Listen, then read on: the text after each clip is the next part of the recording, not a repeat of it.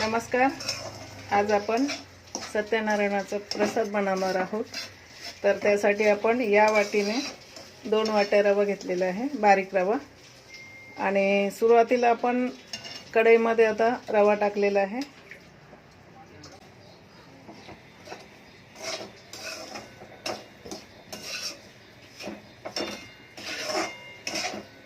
दोन वाट्या रवा असेल ना तर 2 वाट्या तूप, 2 वाट्या साखर आणि दूध अर्धा लिटर टाकायचं.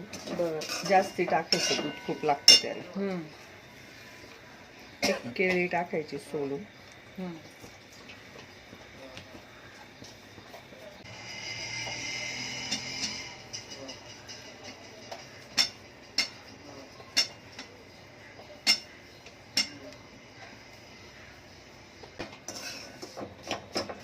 अशी चांगली स्मॅश झाली पाहिजे त्याच्यात.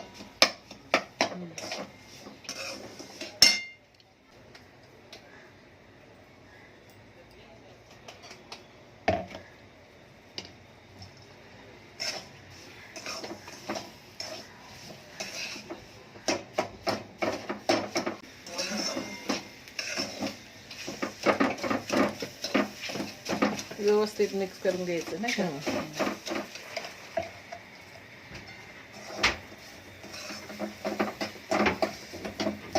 थोडं थोडं तूप टाकत राहायचं का 2 वाट्यामधलं. हा.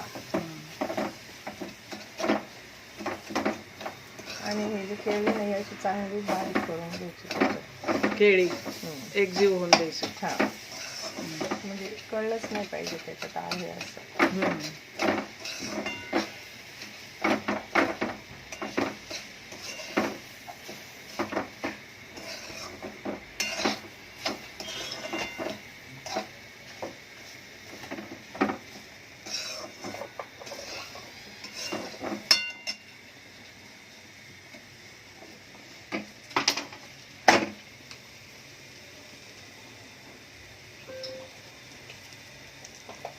तूप एकदम न टाकता थोडं थोडं टाकून भाजून घ्यायचं. नाही, ते आता जास्ती करायचं असतो ना आपल्याला, प्रसाद करताना तेवढ्याला तेवढं टाकावंच लागतं.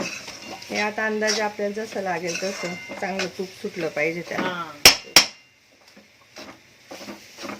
आता दुकानातून जर 1.25 किलोचा प्रसाद असेल ना तर त्याला 1.5 किलो तूप लागतं. अच्छा. 1 किलो रव्याला 1.5 किलो तूप. आणि दूध तर 2-2.5 लिटर लागतं. अच्छा. आणि केळी मग 2-1 घालायच्या चांगल्या. त्याने असं जीव त्याचा मिळून येतो, असं मोकळं मोकळं नाही होत भरभरीत.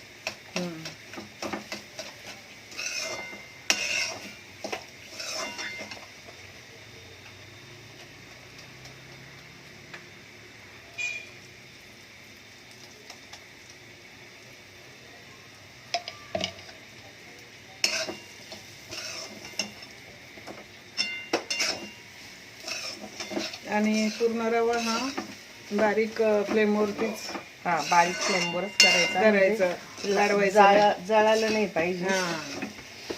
छान वास येईपर्यंत, खमंग वास त्याचा येईपर्यंत.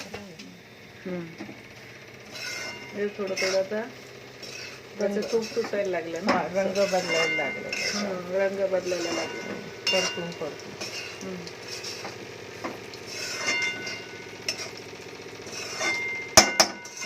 आता लाल झालं.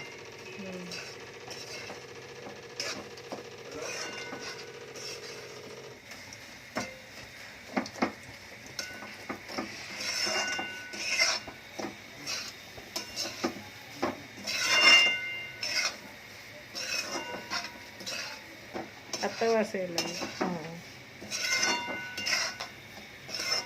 आता ते केळी कुठे गेली हे काय कळत नाही. म्हणजे एवढी एकजीव झाली पाहिजे चांगली. ती सुरुवातीलाच टाकायची ना, थोडस भाजल्यानंतर. लगेच पहिले रवा भाजलेलाच असतो ना, त्याच्यातच टाकून द्यायची लगेच. अच्छा.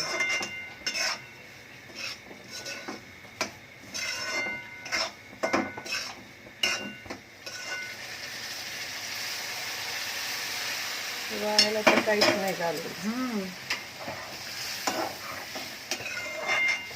2 वाट्या दुधाला आता जेवढं बसेल तेवढं दूध.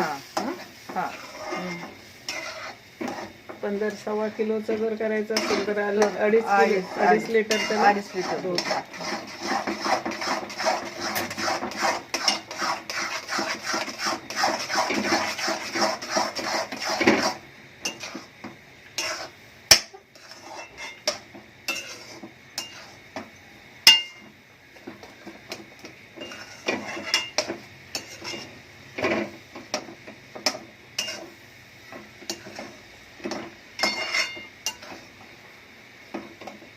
असं आपल्याला थोडं हलवलं ना की मऊ वाटला पाहिजे.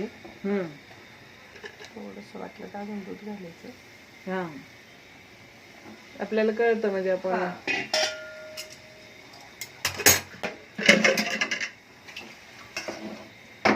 चांगल्या भाजल्यामुळं त्याला भरपूर दूध पण जातं, शोषून घेतं ते. म्हणजे भाजण्याची मेहनत आहे खरी. भाजणं बरोबर बरोबर.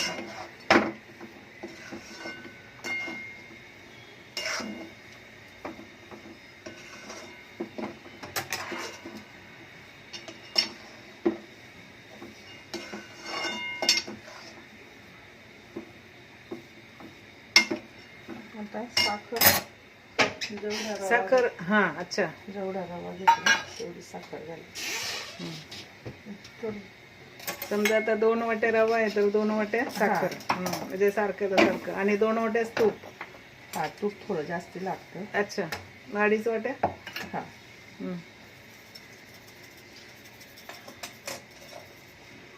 आता हे कमी गॅसवर थोडी वितळू द्यायची, झाकण घालून द्यायचं. अच्छा, साखर कमी गॅसवरती हलवून झाकण ठेवायचं. होऊ द्यायचं असं. अच्छा. आता साखर टाकल्यानंतर 2-3 वेळा हलवून घेतलं. गॅस मेल्ट झाली आता कमी गॅसवरती. साखर मेल्ट. आता ही वेलदोड्याची पूड आणि ड्रायफ्रूट टाकायचं शेवटी. हा, साखर टाकल्यानंतर 5 मिनिट असं ठेवून मग 2दा हलवून घेतलं ना. थोडंसं.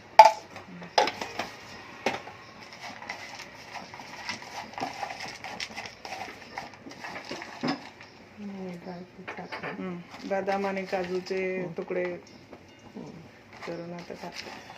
चारोळी पण टाकते, पण आता आपल्याकडे नाही. म्हणजे तुमच्याकडे अवेलेबल आहे ते तुम्ही टाकू शकता. चारोळी नेमकी नाही आपल्याकडे. आणि वरून थोडंसं परत तूप घालायचं. 2 चमचे तूप घालायचं.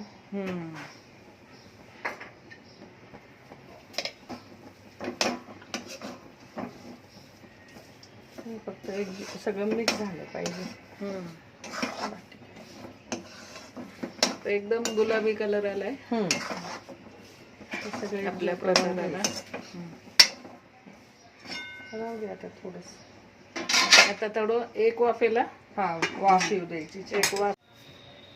आपला प्रसाद तयार आहे, तर आपण करू शकता. आणि असा प्रसाद करून आम्हाला कमेंटद्वारे सांगा. आपल्या चॅनलला लाईक, शेअर, सबस्क्राईब जरूर करा. धन्यवाद.